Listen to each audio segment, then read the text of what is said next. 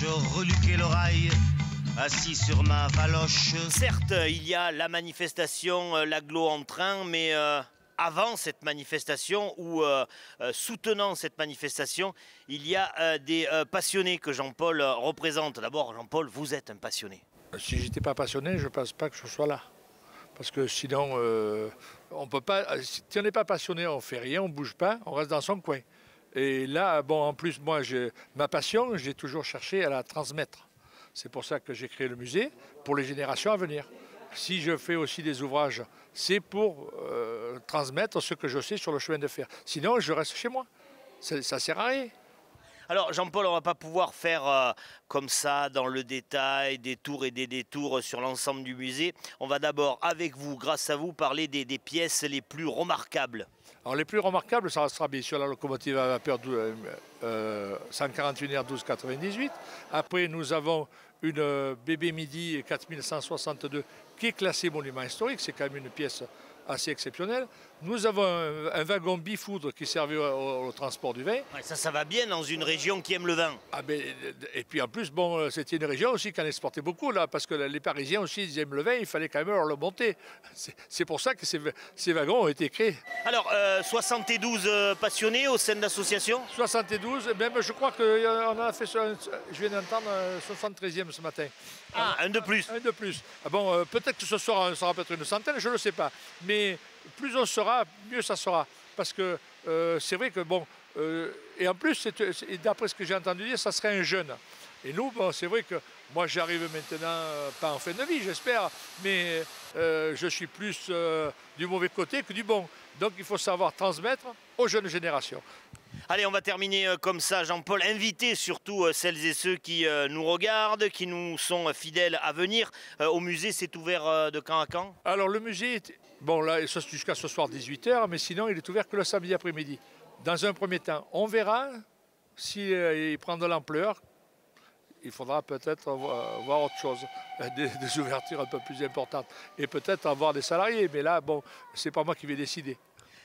Dans vos nuits de passionnés de train où vous comptez les volutes de vapeur qui sortent des cheminées, vous rêvez de conduire, vous Jean-Paul, quel train, quelle locomotive? Ah ben moi, ça aurait été de conduire une Mikado PLM, de 141 ou 141F, que mon père a conduit sur la ligne des Cévennes, ou alors une Pacific PLM. Voilà. Le Pacific, pour moi, c'est la plus belle locomotive qui existe au monde. Je peux être un peu chauvin, mais qu'est-ce que vous voulez, on ne se refait pas. Merci en tout cas Jean-Paul d'avoir pris le temps de prendre le train avec nous. Et grâce à vous, on a pu voyager tout en restant à Nîmes.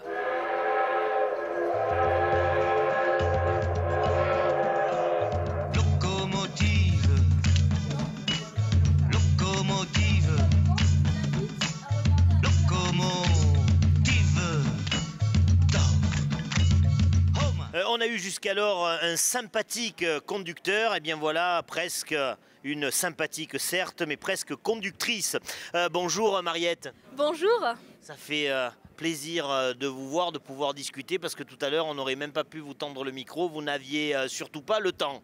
Ah non, surtout pas, avec le nombre de visiteurs qu'on a, c'est impressionnant. Je ne pensais pas qu'on en aurait autant, parce que hier, c'est vrai, on en a eu quand même pas mal, je dirais peut-être 50, 60 en visite guidée, mais là, j'ai l'impression que ça va dépasser complètement les espérances.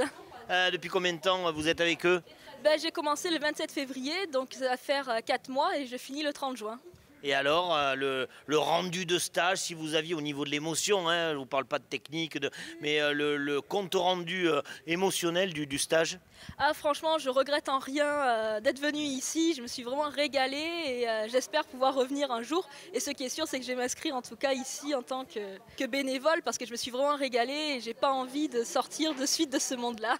Alors cette manifestation, l'agglo en train, ça vise là un projet. Certes, Nîmes, c'est le centre de la romanité. Certes, ce sont aussi les traditions taurines. Mais ça pourrait devenir, d'après ce que nous a dit Jean-Paul, la deuxième capitale en France au niveau du train après Mulhouse. Vous qui avez touché de près ce terrain, ou plutôt le quai de la gare, vous pensez pour Nîmes que cela est un défi possible? Franchement, oui, je pense, puisque de toute façon, Nîmes est quand même Au niveau du train, un centre historique, puisque passé un temps, c'était l'un des plus gros dépôts ferroviaires de France. Donc on a déjà les locaux, puisque quand même, voilà, on a cette magnifique rotonde, on a également une rotonde nord qu'on pourrait utiliser. On a le magnifique entrepôt Baltard également, donc de 1884. Donc vraiment, on a un cadre exceptionnel et ce serait dommage, je trouve, en tout cas, de ne pas l'utiliser. Ben, ils ont eu raison de la prendre en stage, celle-là. Ils ont eu raison. Hein. Nous, on va terminer ce City Reportage comme ça, en fixant un autre rendez-vous sur TV Sud Camargue-Cévennes à propos, justement, de ce projet qui est en train de germer dans pas mal de têtes, du côté des passionnés, mais aussi du côté des politiques, hein, puisque cette manifestation est un petit peu faite pour ça, à ce que Nîmes soit aussi, peut-être un jour, une grande capitale en France du train et du chemin de fer. Merci à toi de ta fidélité, et puis merci à toi, Mariette. Au revoir et merci à vous.